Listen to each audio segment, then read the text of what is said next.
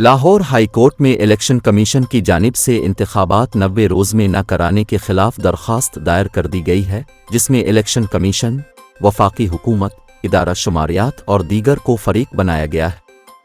Lahore high court में Mohammad नुकात Salim advocate ने election commission की जानिब से आम इंतखाबात 90 रोज़ के अंदर न कराने के खिलाफ दरख्वास्त दायर की है। दरख्वास्त में इलेक्शन कमीशन, वफाकी हुकूमत, इदारा शुमारियात और दीगर को फरीक बनाया गया है।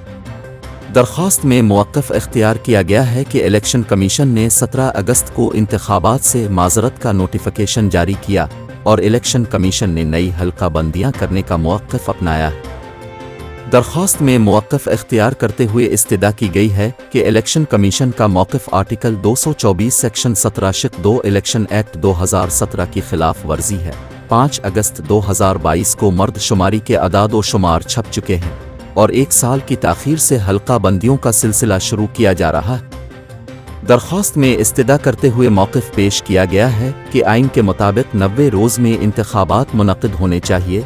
इलेक्शन कमीशन के जारी नोटिफिकेशन को दरख्वास्त के फैसले तक मुअत्तल किया जाए और अदालत इलेक्शन कमीशन को 90 रोज़ में इंतखाबात करवाने का हुक्म जारी करे।